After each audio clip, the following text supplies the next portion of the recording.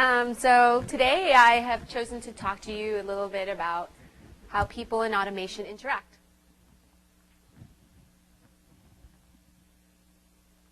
And basically my talk is divided into two parts. The first half is about what happens when we throw automation and with people together and sort of the side effects that happen due to that. And the second part will talk about more about the research that I conducted and give you an example about what happens when we throw people and automation together in the domain of human space exploration.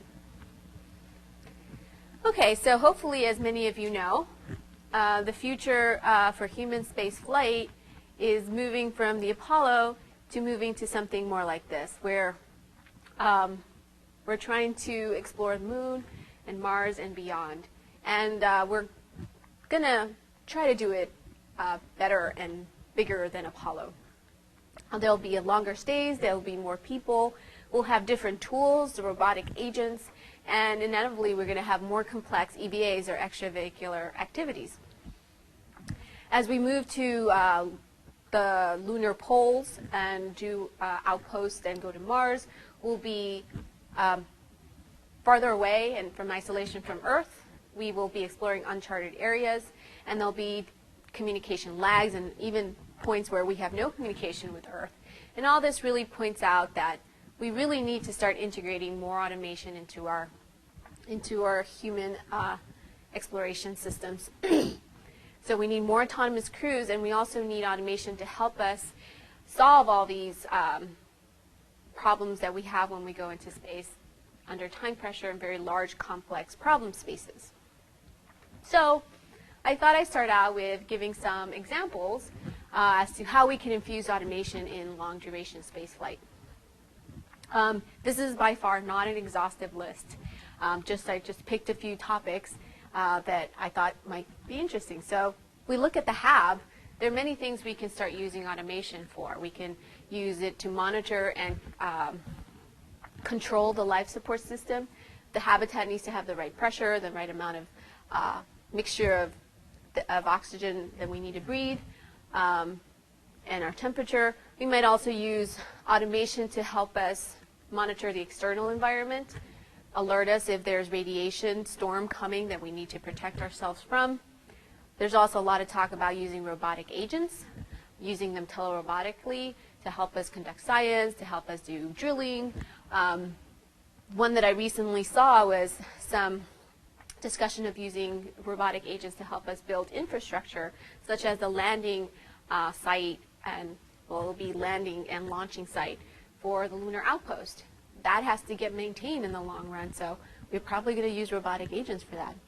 And the last topic is also we can use automation to help us do our extravehicular activities, helping us collect science and helping us categorize these the science and procedures and help us do planning and replanning of our extravehicular activities. And while I'm a big advocate of infusing automation to help us be more productive, to help astronauts actually conduct exploration, and to increase our safety, I also must warn you that we have to be very careful as to where we allocate automation. So in general, this is, when we're considering, come in, there's no problem. When we're considering designing decision support systems or automated systems, we need to think about what do we automate? Because it's possible to actually automate too much of the process or automation too little. And finding the appropriate balance is really what we aim to do. This graph right here is just a notional graph about system design in general. So on one end, we have the type of environment you're trying to build your system for, and on this side is your system objectives. And I will argue that where we want to be is we want to be here. We want to be able to build flexible designs. So and I'll give you an example. So the environment that we're dealing with is the space environment. The space environment is very unyielding. It is an extreme environment, and there's a lot of unknowns in that process. So I will say then that the environment is unknown. So we definitely need to be on this range in terms of designing systems for space, human space exploration. But then we look at the system objectives. So the example I'll give you is the EVA example. What if you were out in the field on the moon or any planetary surface and you have a fixed route or a fixed site that you want to go, but you decide, well, actually, that place over there looks much more interesting. How do I then design a system that will support my changing system objectives? Another good example of this is if you look at the lunar HAB, the lunar lander.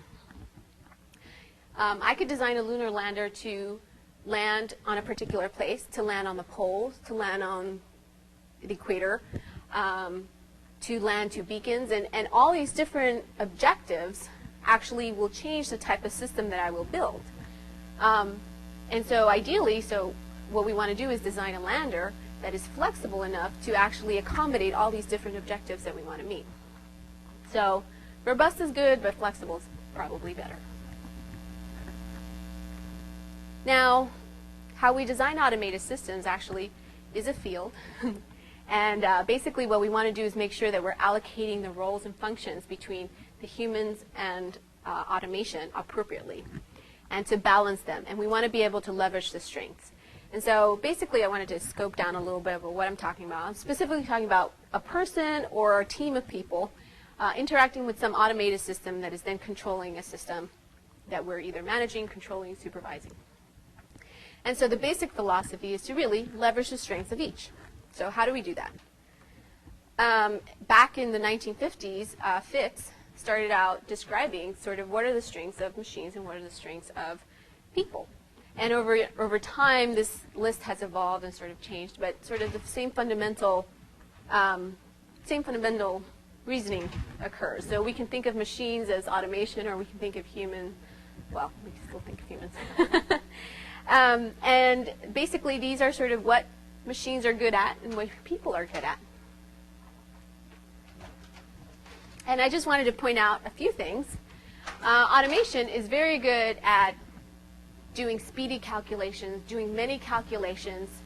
Complex automations are very consistent, and they're very good at doing repetitive actions. And then on the other hand, people are also very good at inductive reasoning and being able to learn at the tasks that they do.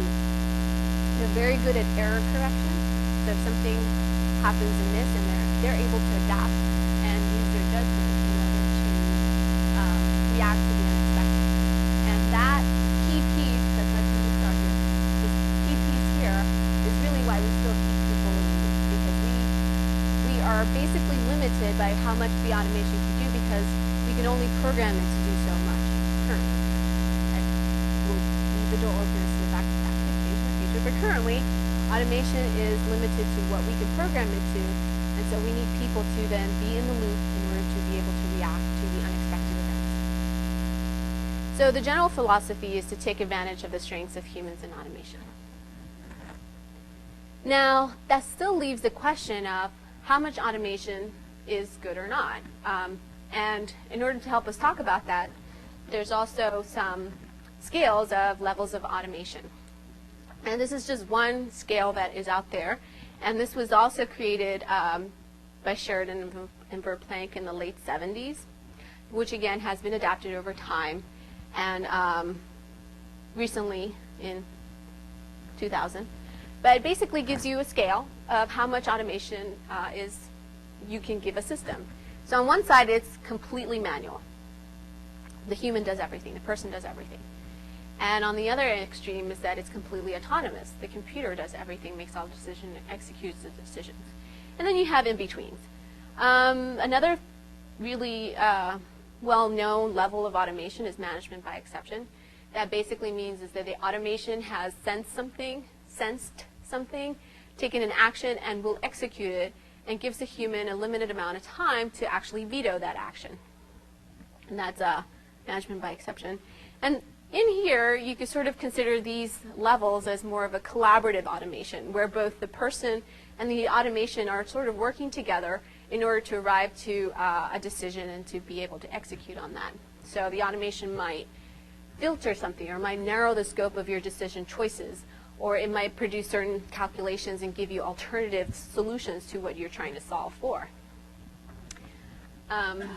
And I wanted to talk to you about two particular examples where we can, so you can sort of understand these levels of automation. So the first example here is what I'll call a smart suit. So the smart suit, so currently, when you're wearing a spacesuit, there's actually a layer of coolant garment underneath. And basically it's like a long underwear, and it has all these tubes going around, and it passes water through the tubes in order to thermally control the temperature of the person, so you don't overheat basically when you're inside a spacesuit. Which is somewhat ironic since you're in space and it's cold, but you actually get a workout inside a spacesuit. But so right now it's a manual system. Basically the astronaut turns a dial and controls how much water is flowing in and out of the system. And that's how he or she self-regulates his temperature. We can think of a smart suit where it's a little more... Controls it for the system as a whole or for each part? No, just for the coolant system. The coolant. No, I mean how much water goes through the system as a whole or for each part of his body? No, it's the whole body. Yeah, so it's a very long tube, and so there is no control over, I just want to heat my upper body or lower, it's just one set. We can think about how we can make a smart suit at sort of at the collaborative automation level, where there are some sensors that are indicating to the astronaut, you know, I think you're reaching your temperature where you start to feel uncomfortable. Do you want me to turn on the water coolant and start cooling you down? And you know, that might interplay with the astronaut, and the astronaut might be like, no, wait a little longer, or so forth. Or we can think of a fully autonomous system where there's a preset temperature where the coolant goes off, and there goes the astronaut, he's all cooled. So that's one example. Another example here is the launch abort system for the New Constellation program. So Ares is the rocket, and then we have Orion, which is the capsule that goes on top of the Ares. And during launch, there's going to be very high G loads, so that means a lot of force against your chest, and high vibrations during the launch sequence. And we can, again, think about it in the scale. We can have a completely manual system where the human is expected to do all the readings on the display of the cockpit, understand what has failed, and decide that an abort needs to happen, and then actually initiates the abort. That would be a completely manual system.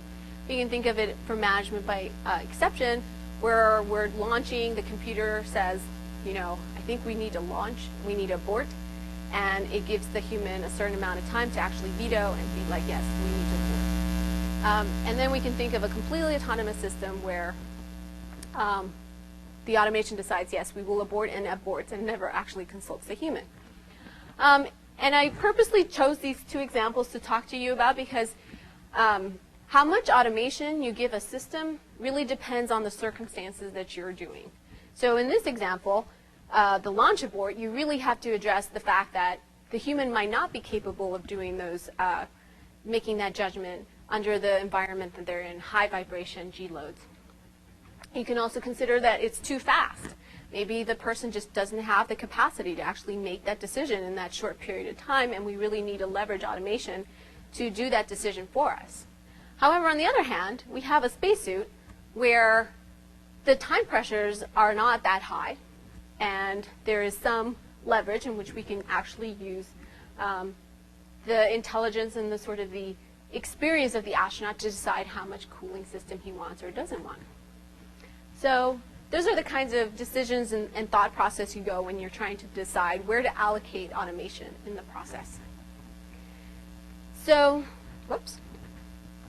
So I wanted to also talk to you about what happens when we put people and automation together and the side effects that occur because of it. And you probably are familiar with some of these because people now use automation in their day-to-day life in almost everything they do.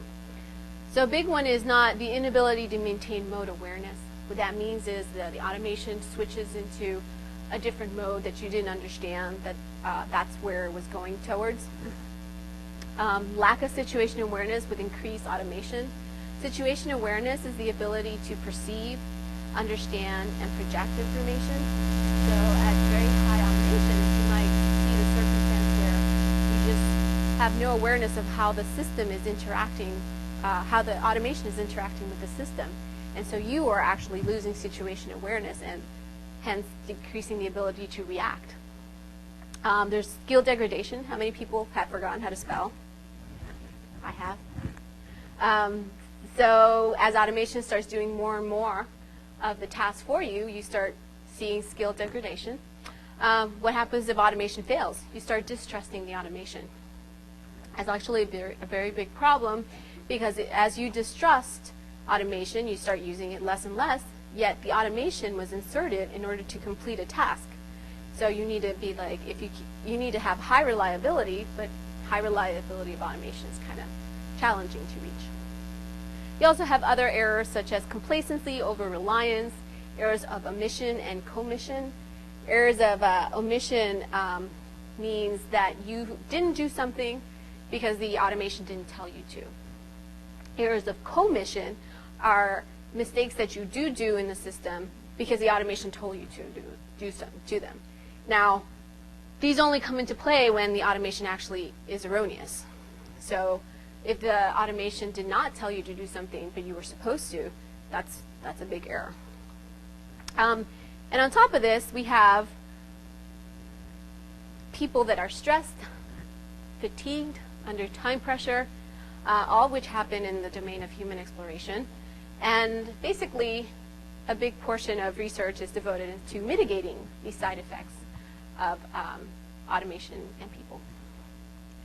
And with that, I'm going to talk to you about what I did for my research a couple years ago. And I decided to focus on decision support systems for, decision support systems for EVAs, so for extravehicular activities. And I started out by wondering, when people go to the moon, when they go to the moon or Mars, what kind of support do they need to do in order to conduct their exploration and their excursions? So they might be asking stuff like, how do I get back home? There's an emergency and I'm over here. How do I get back home and figure out the best way to get back home safely and soundly? And you might be asking, do I need to sample this area? What was I supposed to do here? What kind of science was I supposed to do in this particular area, and how much time do I have to do that? What I think the bigger question will be is that you'll be on site and you'll start wondering, wow, that looks really interesting. And your whole excursion is now evolving and changing, but you really want to understand if you can get there, what kind of obstacles will I find on my way? Do I even have enough time to get there? And I think the big question that we all ask ourselves will be is like, where did I leave my car? And when we're going to be able to get there. I assure you astronauts will be asking those questions to themselves when we get to this. So I will argue that there is a big need for decision support systems for real-time planning and replanning of EVAs. And this is mostly because there's so much information that the astronaut needs to deal with in a time-pressured manner. We need to manage navigation, physiological, and mission-specific information. And the example I'd like to give you is what happened in Apollo 14 when astronauts were tasked to go to Cont crater. So this particular EVA is one of the longest EVAs that was walked. So on Apollo 14 or 15, they brought in the lunar the rover. And so before then, you just had to walk. The astronauts had to get to the edge of Cont crater, and this is actually the edge of Cont crater. As you can see, the moon is very monochromatic. It is very difficult to perceive distances, to perceive depth. You have very poor depth perception. There are no landmarks. There's nothing to tell you to turn left or right here. And on top of that, you have the sun that's really low in the sky. So during the Apollo missions, they had the sun angle was relatively low. And if you were walking towards it, because there is no atmosphere to attenuate that light, it produced a very large glare in front of you. So it made it very difficult to see in this direction. And if you had the sun behind you, it actually made really long shadows because the sun's really low in the sky. So what's the problem with that? Really long shadows actually makes you think things are of different slope, things are of different sizes, when you have no reference frame for them. So you have the sun conditions, you have a very monochromatic, bare landscape, and on top of that, you're wearing a bulky spacesuit. And actually, it is of no surprise that as the astronauts started to do this traverse, they actually were a little lost. They had lost some situation awareness.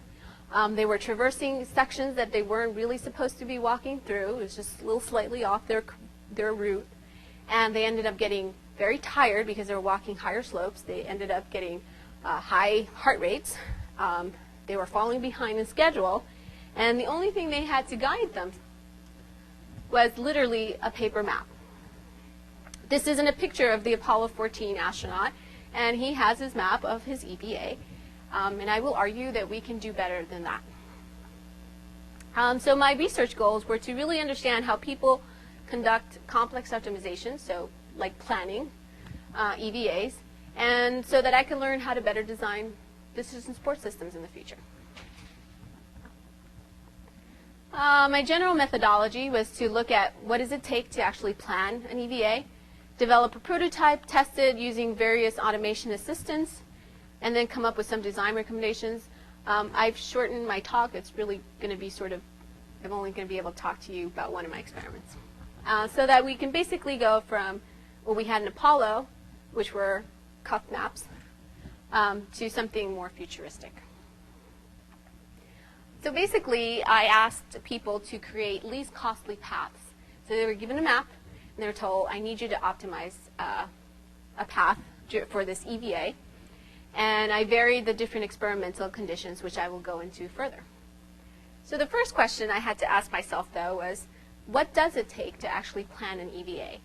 And the way I figured that out is I did a few case studies. So the first case study was to look at the Apollo program. How did they plan their EVAs? And why did they replan anything that might have occurred during the excursion? I also did an observational study in a Mars analog site, actually HMP.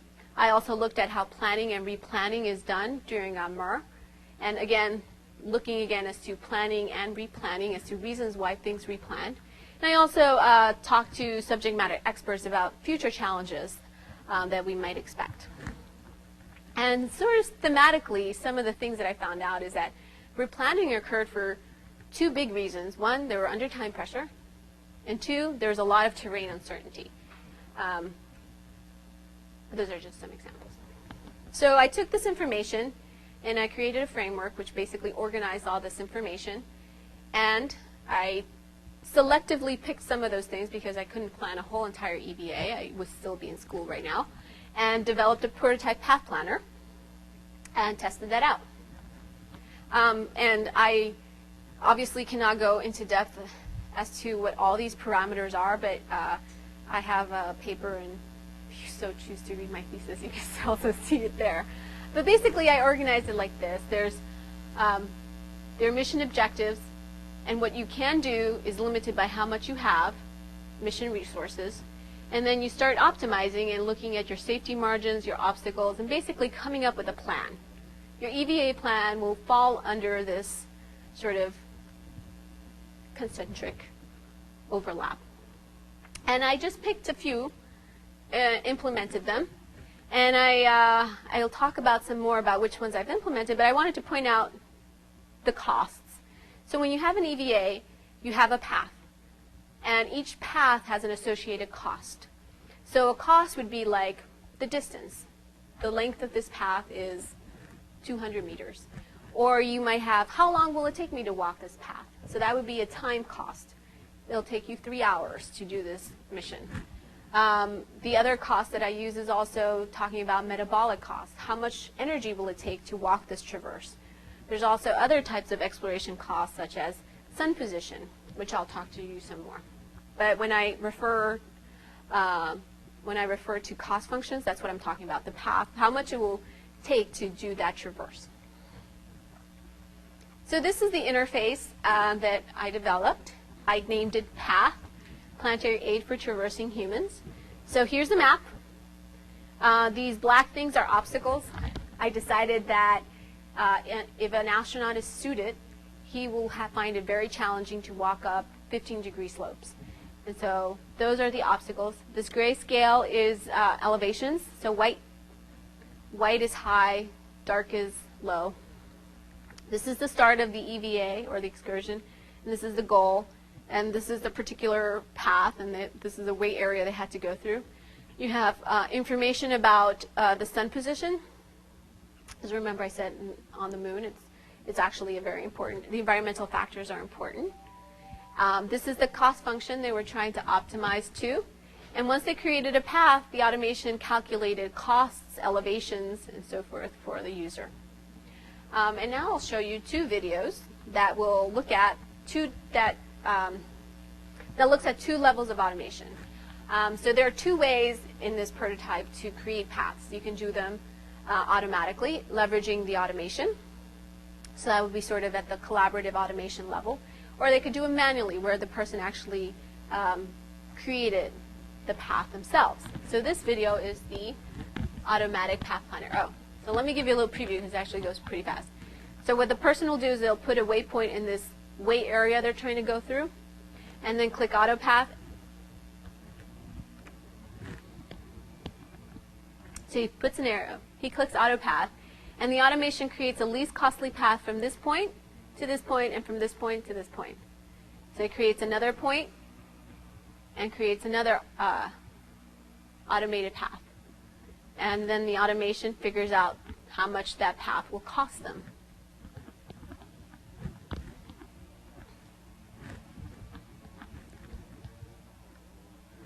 Cost of time, sorry, cost of time.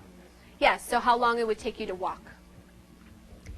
In this example, the person is actually creating all the waypoints in the path in order to make the path. So this is much more, this is manual. And when the subject clicks on the goal, all the calculations are done. So this is how long the path is and how much time it would take you to walk it. This is how the path cost changes over time. And this is the elevations that you would traverse if you were doing that particular path. There are other things you can do. You can modify the paths. You can delete waypoints. You can add waypoints. And then you can move waypoints. So you can sort of tweak your solution to make a better or worse, in this case, path. And this is how the subjects were expected to find the least costly paths for the experiment. And both versions have this modifying ability. And all this information is updated when you click OK. And you can also delete paths if you so choose to.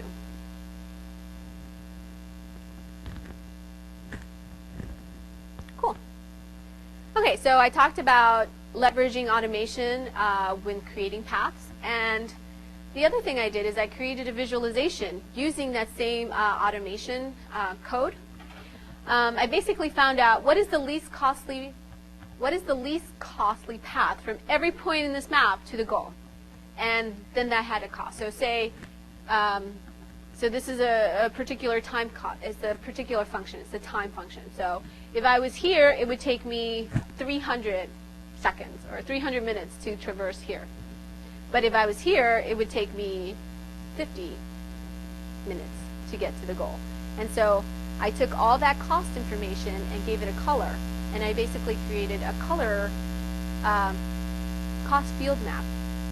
And so basically I was representing cost for a particular cost function in a perceptual manner. So if it was yellow, it meant that it was cheaper. And if it was more purple, it meant that it was more expensive. So that visually and just sort of more intuitively, you can see areas of high cost and avoid them. And so this was intended to help people create paths. So that's it. But this is the experiment now. So I had the 3 different visualizations, just the elevations, just the levels of equal cost visualization, and the combination of both. I had the active and passive automation, so collaborative automation and manual. And I had 2 different cost functions that increased in complexity. So these cost functions were actually kind of interesting because they're functions that give a number to the lighting conditions. So if you, as I mentioned before, if you have the sun in front of you or the sun behind you, it actually gave you a really high cost. And if the sun was actually coming in at an angle and creating nice shadows for you, that meant you were going in a better direction. So these functions are related to that. And we were testing the subjects to see if they can actually optimize to these cost functions. And they increased in complexity. The subjects each only saw one of the visualizations, but they did both types of automations. Okay, so in my experiment, there's 27 volunteers. Most of them were graduate students, roughly a third were women. And these are the things I measured once they completed their paths. I measured how far away were they from the optimal path, how much time it would take them to complete the path, to plan this path, how much time did they spend modifying the path, so doing the add, delete, moving. And then after every trial, I asked them some situation awareness questions. And these related to the perception and comprehension of elements in the display. So for instance, I would ask them, where's the sun in this example? Was it to the north? Was it to the east? Was it to the south? And so forth. And then I analyzed the data, and these are the results. So the thing that was most significant was the difference between passive and active automation. So when we were doing it manually, these errors were significantly bigger than these errors. And basically what this means is that when I gave them the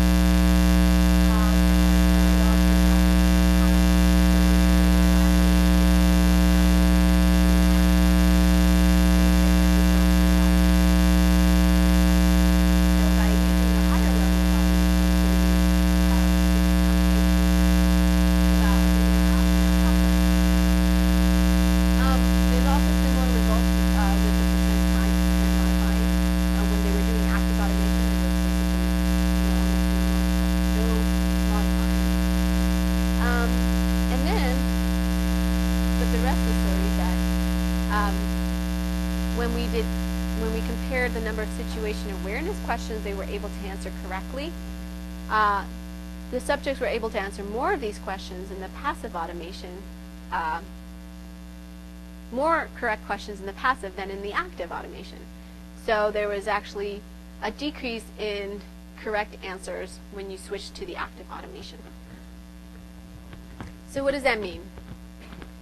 It means that we leveraged automation to make smaller path errors and decrease the time, but we did it at the expense of having a loss of situation awareness.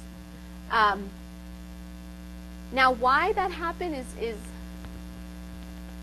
something I couldn't actually tease out of my experiments, because there are a couple reasons why it could have happened. One, they're spending less time doing the tasks. So if they're spending less time, it might stand to reason that they're actually not acquiring as much situation awareness as before. They also did little to no modifying paths when they were doing the automation. So while they were doing it manually, they were tweaking the solution, trying to understand how to actually optimize that path. And so when I asked them questions about how did you try to optimize this path in the active automation, they weren't able to answer those questions appropriately. So the basic result of this experiment is that there was an automation bias. And in case you were wondering, there was no effective visualization. That was kind of a bummer, but that's okay. I did another experiment that dealt with it, but I don't have time to talk to you about that today. Next time. So I wanted to finish up by saying we need to really look carefully and think carefully as to where we allocate automation, and the types and levels of automations are important. And we need to really start trying to answer what is required of future automated planetary systems. And I've illustrated this with a particular example where the automatic planner was really helpful in terms of making good optimal paths, reducing time, but you did lose some situation awareness, which might be key for reacting to unexpected events later on. And that's sort of, if you have to take away anything from my pitch today, is that every time we use automation, we need to keep people involved, keep people informed, and be able to support situation awareness. And with that, I'll take any questions.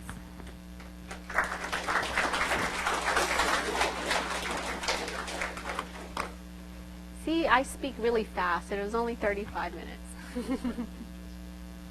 So I had a question. Your display that we saw with the map and the graphs, how do you personally envisage astronauts in the next decade using that sort of tool? How will they interact with that? Yeah, so that's a very interesting question. I personally think that they should be using it as in this picture here. I really think they need to be using it like this, where the system is on their arms and they're able to interact with it in their arms. And however, this is challenging, mostly because the hardware to develop this is still the operating there are other ways that you can implement tools similar to planning and discuss something that occurs putting it on the rover. They'll probably be driving something, and you can slash navigation system and have that be part of the rover system as opposed to the space system. So that's a possibility. But the big part is actually the interactivity. For tasks that are geospatial, like planning, task planning, you really need that interactivity, that sort of actually manipulating things on the interface. And so producing that is actually challenging, but you can use automation in other ways where you can leverage voice to do other types of tasks that don't involve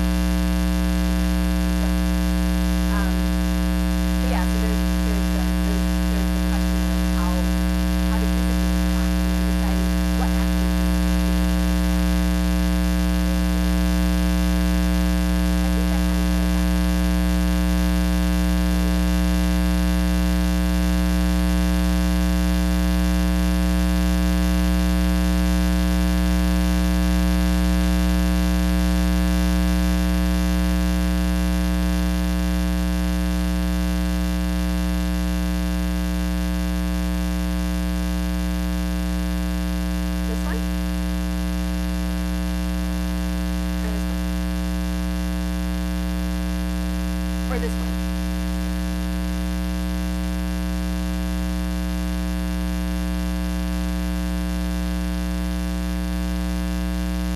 I did look at interaction. I believe that there was no significant interactions. Otherwise, I would have written in here. But yeah, there definitely looked like there was starting to be an interaction here. But it wasn't significant. Good question. I wonder, in your study of this topic, have you come upon studies or interest conversations about having dynamic automation? You talked about how they could adjust the things that suit it. Could you have a system where you could crank up the automation and then crank it down?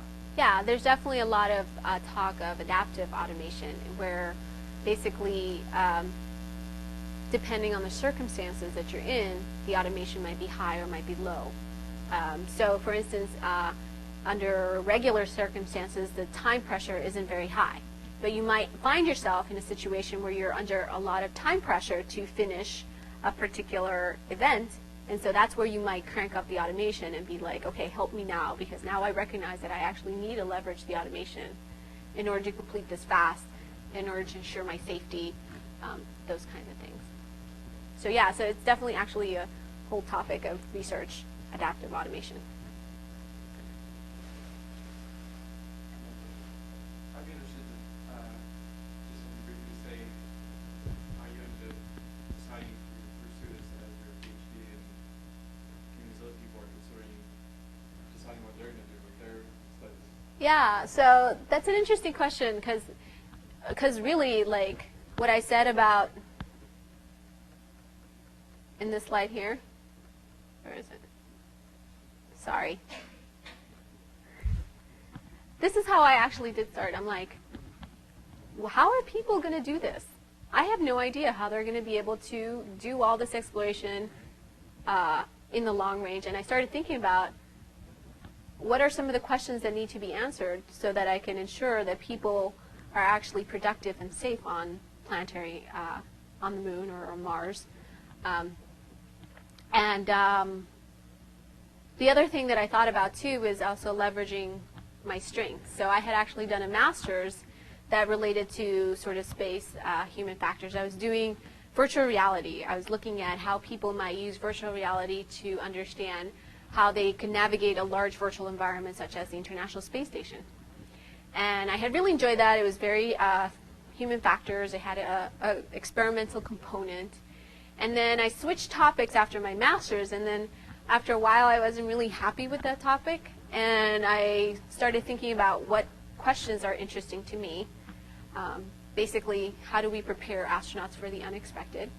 And then also thinking about what I had enjoyed about my master's, which was the experimental component, interacting with subjects.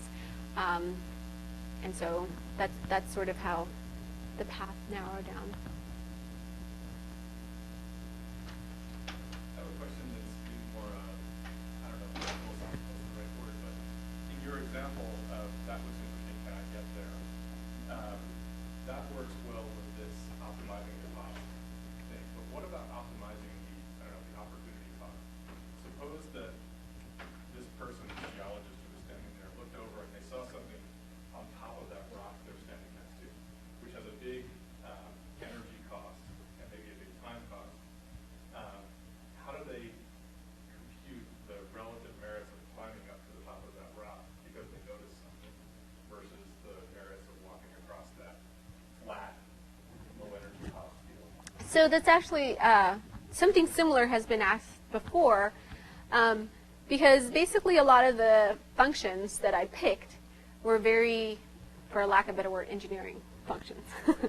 They're things that would be of concern with respect to life support systems, like how much oxygen am I going to consume in this EVA? I don't want to die.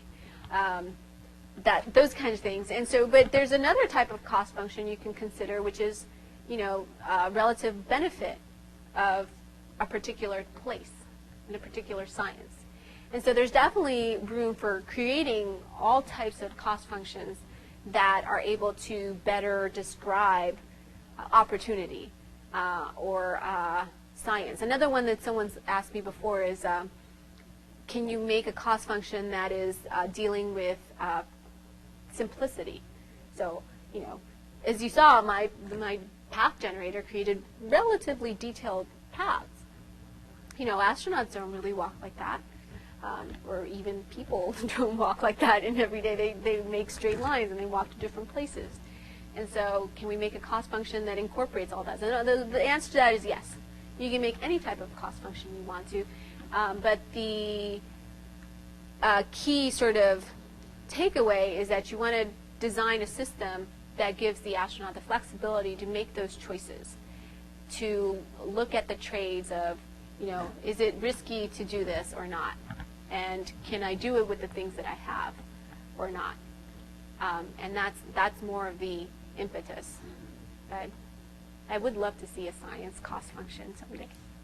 That'd be great. Is it ever necessary to sacrifice some situational awareness to ensure their safety?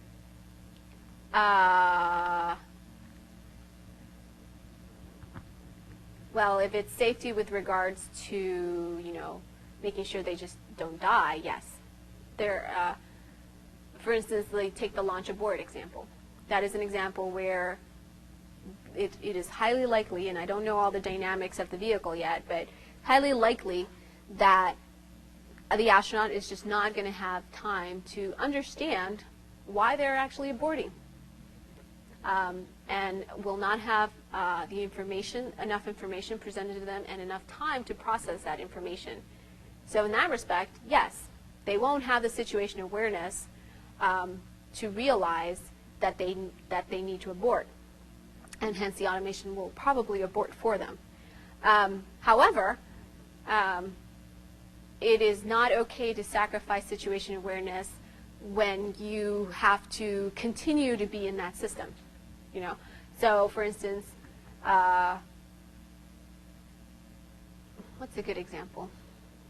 But if you still need to react later on, that is not a circumstance in which you can sacrifice situation awareness, because it's probably a key element for you to have in order to react to things, to the unexpected, to changing circumstances. And if you cannot keep the person in the loop, they're not going to be able to react appropriately.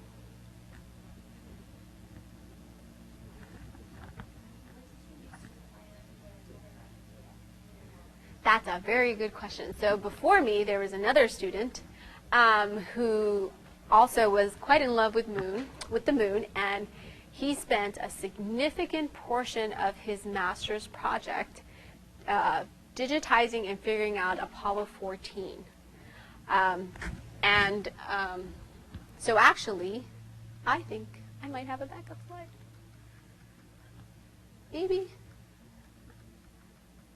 Let's see. Oh, I don't. I took it out. Yeah, so he digitized Apollo 14 based on basic geographical maps, and he rasterized it, and basically it's at a 5-meter resolution for that particular area. The map that I ended up using was the original one, and then the subsequent experiment I actually modified it because it was actually too flat. So I added a few craters and a few molehills so that people had some choices in terms of how to turn around and stuff like that. But it's most of the data that I've seen hasn't been that high of a resolution. And I'm also not as savvy with respect to GIS and those kinds of systems. And so that's the data set that I ended up using. So it was actually manually constructed, but not by me, by a student before me. When the lunar missions were carried out, I understand that they had plans for essentially every minute of the astronauts' time on the moon. Is there any plan to go and ask those guys who've done it what they think, the level of automation would help them, and whether they felt that they could operate for more than 3 days under this sort of regime where every minute of the day is planned for? Yeah, so the actual story, so the first part of the question is there a plan to talk to them? I'd love to talk to them. I've read a little bit about the process. Someone actually took the time to document it for Apollo 16.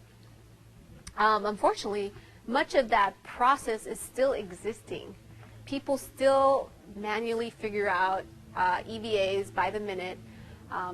EVA planners spend a lot of time still planning every task minute by minute, and automation is leveraged at a very limited level still. So I think providing crew autonomy is certainly in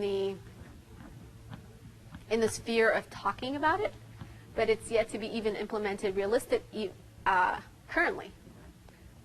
So yes, we need to push that.